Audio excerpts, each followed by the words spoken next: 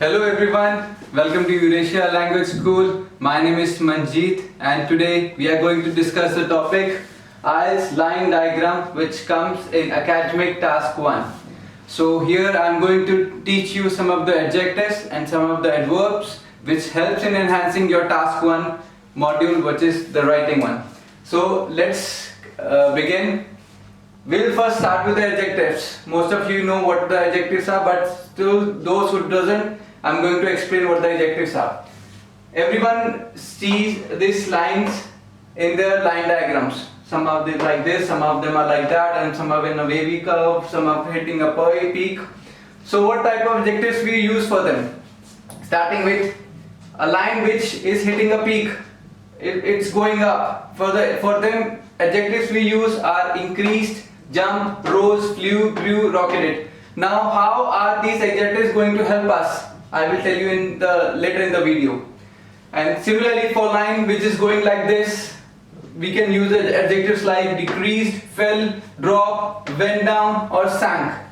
Similarly, for diagrams like this, it's a wavy curve. So here we are using the term fluctuated or a fluctuation if you are using a noun with it. Similarly, with this type of lines, we will write hitting a peak or it has peaked already. Similarly, like this, the line is bottoming out. The line has bottomed out or has leveled out. Now, coming on to adverbs. Why adverbs are necessary? I'm going to explain you here. Adverbs are used to describe how. If you are explaining something, you have to use an adverb to tell how the thing is happening. For that, I'm going to show you how these lines are represented in a curve.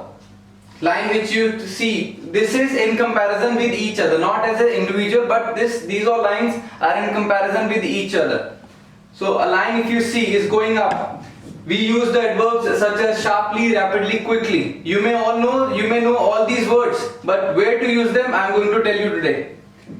This line going up in reference to all the lines below you, we can say this line is going up sharply, this line is going up considerably, this line is going up steadily, and this line is going up slightly or slowly.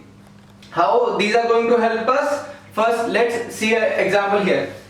This is a graph which I made. On the x-axis you can see what number of people, okay, number of people, and here you will see years 1990, 2000, 2010, 2020, and here we have drawn a graph here, a line diagram here. Now if we start explaining, firstly the number of people rose sharply.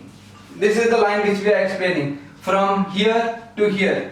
Firstly, the number of people rose sharply. Rose, we have used it from adjectives. Sharply, we have used it from adverbs. Then the number of people fell. If we have to use it in an adjective and adverb way, we will write then there was a steady fall. You see the difference in that? Again, this line from here to here, after the number increased slowly. The number of people, this is, if you are defining this as the number of people, we will say the number increased slowly. Increase, we have used it from here, and seeing the line here, if we say this line increased slowly or increased gradually. Here you see the combination of using adjectives with adverbs. Now coming to this here, what are adjective plus noun, and this is called verb plus adjective. How to use adjective with a noun? We will write a quick rise, a steady fall, a significant decrease. This is to explain the things which are happening right now. A quick rise in the number of people, a steady fall in the production of farms, in the production of apples, we can write it as. And if on the other hand, on the similar hand, if we have to use verb plus adjective, verb plus adverb, where we have to present a task which has happened already. It rose quickly.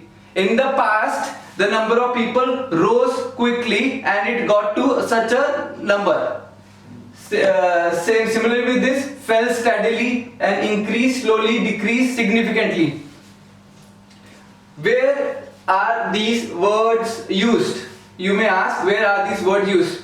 But if you may ask me, there is a thing called complex sentences, using a complex words in your task.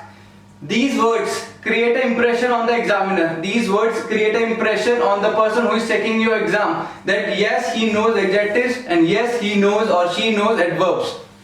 Always remember, you don't need to learn all the vocabulary for IELTS in line diagram. I am not asking you to learn all such words. If you are referring to this, you don't need to remember all such words. You may need to pick your favorite ones and you need to go with it. I am very much familiar with the trend that all the words do not strike you at once when you are sitting in the exam, sitting under the pressure. So you may not need to understand, you may not need to learn all the words which have been written here, but I would personally suggest you to pick your favorites and keep them remembered. Second, you should use connecting words. For example, in addition, moreover, however. How these words are helping you? Again, I would come to that point where it says these are helping you in creating complex sentences.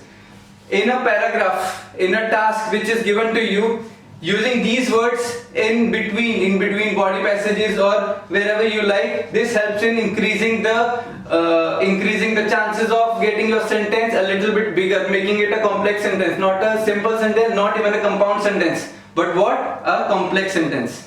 So students, this was all for today. If you like this video, kindly share it to your friends and family, and also for further tricks, contact us.